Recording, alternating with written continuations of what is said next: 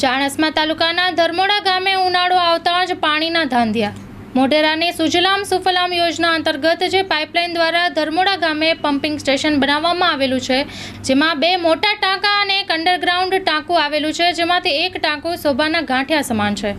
ધર્મોડા ગામના જાગૃત નાગરિકો દ્વારા પાણી બાબતે તંત્રને વારંવાર રજૂઆતો કરવા છતાં તંત્રના અધિકારીઓ જાણે કે આંખ આડા કાન કરીને બેઠા હોય તેવું ગામ લોકો દ્વારા જાણવા મળ્યું હતું। ધર્મોડા ગામની અંદરથી જ 22 જેટલા ગામોને પાણી પૂરું પાડવામાં આવે છે, ત્યારે ધર્મોડાના નાગરિકો પાણીથી વંચિત રહે છે। ધર્મોડા ગામની મહિલાઓ દ્વારા માટલા ફોડી અધિકારીઓ વિરુદ્ધ હાય હાયના નારા લગાવવામાં આવ્યા હતા અને ગામની વૃદ્ધ મહિલાઓ તેમજ વૃદ્ધ પુરુષો પાણી નહીં આવતા ધર્મોડા ગામના બસ સ્ટેન્ડ ઉપર એક ચકલી મૂકવામાં આવેલી છે, તો લગભગ અડધા કિલોમીટર જેટલું અંતર કાપીને લોકો ત્યાં પાણી ભરવા માટે જાય છે।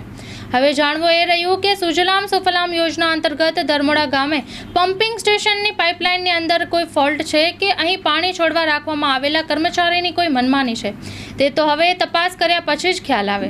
જો ધર્મોડા ગામની અંદર પાણીના પ્રશ્નને લઈને કોઈ જ નિકાલ નહીં આવે તો ગામના લોકો દ્વારા ચૂંટણી બહિષ્કારની પણ ચીમકી ઉઠવા પામી છે।